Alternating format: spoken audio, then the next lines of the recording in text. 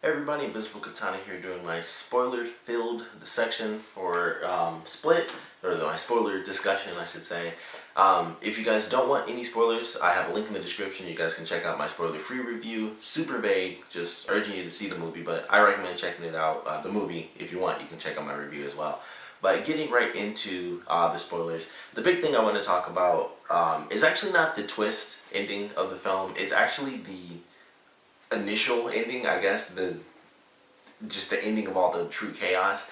And I like that. I like the way that the story played out, where you have this character, he's going nuts, he's trapped these girls, they don't know what to do. They, every once in a while is like, alright, I'm going to try to do this. The first girl gets split off, then the second girl tries to hit him in the back with the chair, so then she gets locked up. And I like the way that all that played out. It goes through, and then the beast comes out at the end, and then it's just all chaotic. And they're going through, so we have all these scenes in the film with Casey's character, and we see her as a little girl. And at first, I thought they were doing the flashbacks because she went hunting with her dad and her uncle. And at first, my first thought of that was, okay, the reason for this is because it's a waiting game. That's what you do when you hunt. You wait. You have to figure out what's going to happen. They talk about, you have to be patient and, guide your shots and stuff like that. And they kind of bring that in at the very end of the film when she has the shotgun. And I was like, okay, so that's what these flashbacks are for. It's to show her and why she thinks so differently, because she grew up kind of like with a hunting father, where it's like you have to wait and you have to learn what's happening with the animal. Like, you don't know what you're going to expect, so you have to, sit back and see what's going to happen. And then as it goes on, it's way darker than that. I thought this is why she's, not freaking out like the girls, because she's like, I have to be calm and I have to read what he's doing so that I can figure this out. And that's kind of what it is at first, because that is what she does in the very beginning when she's really calm. And it's like, okay, some people, because I saw the review, some people mentioned they were wondering if she was working with him. As soon as I saw the flashback, I thought that's why she was so calm. I was like, oh, it's because of the hunting thing, where she's like, I have to wait and figure this out. And then as it continues on, we see what happened with her uncle, and that he was raping her and stuff. And it got like insanely dark. I was like, holy crap, that's not what I was expecting for these flashbacks. And then it continues on where her father passes away and she ends up living with her uncle. And when it goes through and it gets to the ending, and they get down to, and they kind of make a reference to this, and I thought it was actually interesting when I thought about it. But they had it where, I believe the character's name is Dennis, the OCD one, where he's like, I was going to ask you for your last shirt, but, it's a sacred night, so he didn't. And that leads it to the very end, when after she gets bitten in the leg and her shirt's ripped up and stuff, he can see the scars once it's, the beast and everything. And I was like, I like that. I thought personally, before the actual twist ending, I thought that was a good twist, because we didn't know what the heck he meant by who is pure and who is, impure and stuff like that. And he kind of mentioned it, because they mentioned the stuff about, really early on, they did mention, like, the girls basically having it really easy. And I was like, okay, so they have, like, normal lives where they don't struggle that hard. And I was thinking, like, that's kind of a lot of people, though. And then it went to the point, when it gets to the end of the film and we see all the scars, it's more specific than just they have a good life and they have parties and, like, clothes and, a bunch of money, or a normal amount of money, really.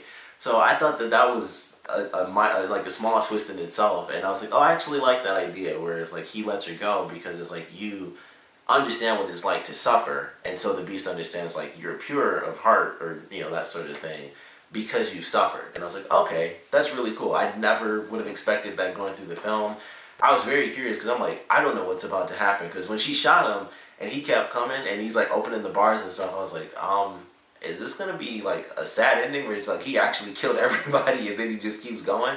But it was interesting, and I like that. And, I knew that there was a twist in the film, because I saw like an article where it's like, it didn't spoil the twist, but it said there was a twist. I thought that was it, and I was like, okay, that is a bit of a twist, where it's like we find out what this character means by who is pure and impure, because that was the question mostly brought up by the psychiatrist, where she's like, what exactly does this mean? Like, what do you truly want? What is impure and who's pure at heart? That sort of thing.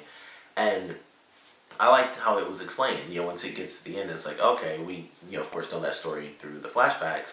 And then he sees the scars and he knows what it is, because we had that flashback of him with the hanger, so he was being, hit with the hanger and cut and scratched all the time.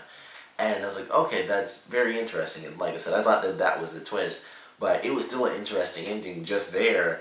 And he goes on to, be the beast, and like the personalities that wanted to take over. I can't remember. All I can remember is Dennis and Hedwig, and Patricia, I believe, was the name of the female personality. So the three of them take over the others, and they basically bond with the beast. So it's just those four personalities, and the body is like insanely strong, and he was climbing on walls and crap. And I know for some people that bugged them. For me, I thought it was fine. I was like, considering what they talk about it, I wasn't surprised that it actually worked. I was curious how they were going to do it too, because they talked about like, oh, he has like super long fingers and he has like a ton of hair and stuff.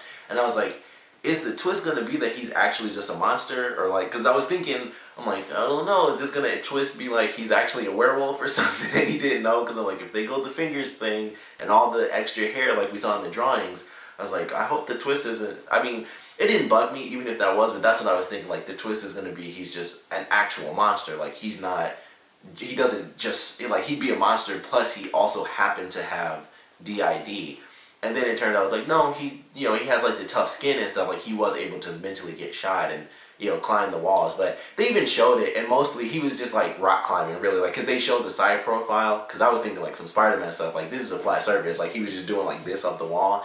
And then when they showed it from the side, I was like, oh, he's just rock climbing, really. Like when you look at it, he's technically just grabbing the wall, and that was it. And I was like, that's kind of realistic. If you actually have those skills, you can do that. So it wasn't that crazy, because he never went upside down. I was paying attention to that, and he was always going like at an angle or going sideways. And I was like, he can't actually go upside down. So it's not as crazy as it seems. Like him being shot with the shotgun thing was like a mental thing, and it did make his skin really tough. Like that part, yeah, but he wasn't like Spider-Man climbing the walls. He was just like rock climbing, really. But I still thought it was good. I enjoyed that, and he's like climbing on the pipes and stuff and bashing out the lights, just being, I don't know, a horror movie character. And just the way they ended it, I thought was really cool. And he leaves her alone, and she's trapped. And then the random person comes down there and finds her, and they go through, and it's like, okay, I was curious how it was gonna end, because I thought it was gonna end. There's a part where like fades to black or something. I think it was when she's sitting in the cop car and it went black, and I was like, all right, so that's the end of it. He leaves, he escapes, and she goes off to live her life again. And then it kept going, and I was like, okay, where's this ending gonna be? Because I was confused. I was like, all right, the car thing is an abrupt ending, but I was like, it makes sense. The villain escaped and she lived. Like that's horror movies, like that does happen. But then it kept going, and they show the personalities talking in the mirror and stuff, and they were like breaking glass on the bodies, like it didn't go through and stuff like that. It was like, we can be whatever we want to be and things like that, or we are what we believe we are. And then it goes to that coffee scene, or the not the coffee, what am I thinking?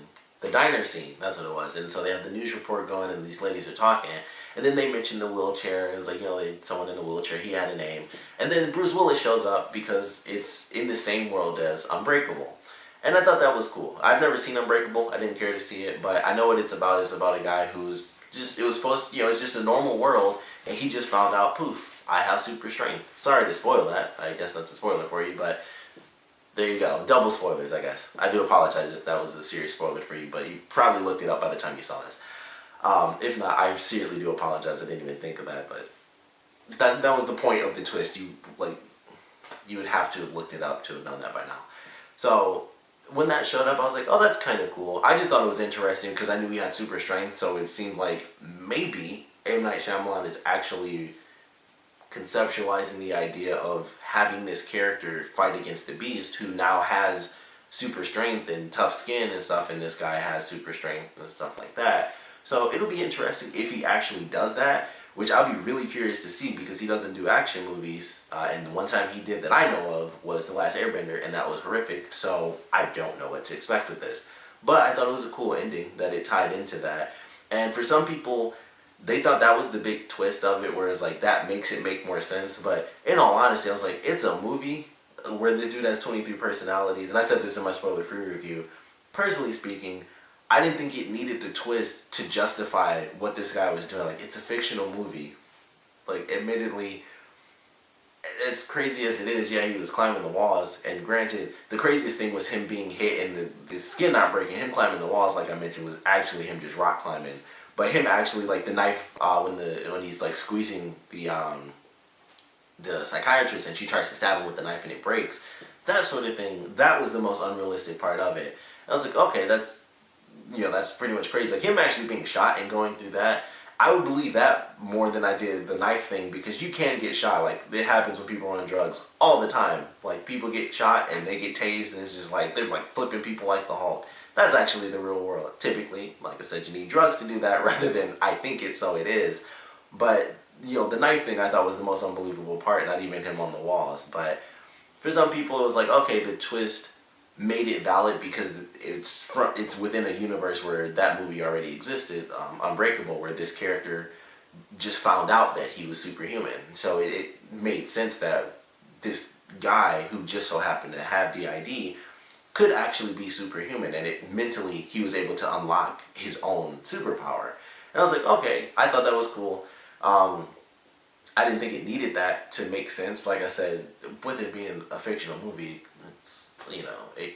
it kind of works. I mean, I understand it was set in reality for the most part until that very ending scene, because it was very real and stuff, and then it does get to the end and it's like, okay, at first it was simple. It was like he was really strong, and they already showed that early on in the movie. And then it was like the knife part. I was like, okay, so now it's definitely like superhuman level. Because at first, him being way stronger, I was like, I can see that, because they already did it when he was Hedwig and the girls were holding the door, and then he switched to Dennis and he like pushed the door with like one hand basically. He was just like walking and pushing them out of the way. I was like, okay, that's cool. And it makes sense that he can have another version that's even stronger. And they mentioned that as the psychiatrist, where she's like, one version was a bodybuilder for another patient that she had, and he could lift like 6 times his own weight, while another personality couldn't do that. And I was like, all right, well, they already said that happened, so I was like, no big deal. Then the skin thing, I was like, that's a little hard to believe. That's when it gets to like the supernatural level of things. And like I said, for a fictional film, I didn't care that it went that crazy with it. I actually thought it was cool because it was such a crazy, that was like the crazy twist. He really did go like, superhuman, and that made it, very, very different than what you would probably expect. And I was fine with that. And then the twist comes along and it just kind of validates it a bit more for people who may have had an issue with it. It's kind of just like, but if I do this, now it makes sense. And then you can just be like, gotcha. But I still thought it was good even without the twist at the end. I personally enjoyed the film. I liked the way it played out. I thought it was a really good film. I surprisingly enjoyed it a lot. It is my favorite M. Night Shyamalan movie. I haven't seen a bunch. I've seen Sixth Sense and Signs, and I saw The Last Airbender. Clearly not my favorite, but I saw those two. I like both of them. They have their issues. Signs, for everyone knows, the water thing. But I still don't mind watching them. But this, I really enjoyed. I thought it was a fun movie. Thought the acting was well done. Definitely not what I expected for the ending. I didn't think that it was going to be that nobody lived and that it was just the girl that survived. I thought they would actually escape. At least more than just one character would escape. And, I was like, I feel like the psychiatrist is going to die. And it did happen the way I expected. She went to him at the end. And that sadly didn't work out for her. And then the girls both actually do end up getting killed. And I was like, oh, that sucks for them. I thought that they might actually escape. Because as soon as that door was open, I was like, either she escaped or she's dead. And she opens the door and she's just dead on the ground with like her intestines spilled out. And I was like, that sucks. And then she sees the other girl and I'm like, okay, well, he left her alive. And then it's like, oh no, he was actually eating on her as we saw her. I was like, that sucks too. So everybody died except for the main character, which didn't happen until like the last minute. It was one of those, like, all the deaths that typically happen in a horror movie where it's like, okay, every 15 minutes we got to kill this person, this person, this person. It was like, well, we only got 3 people, so we got to save that all the way into the very last 30 minutes. And in 15 minutes we got to kill this person and both these people.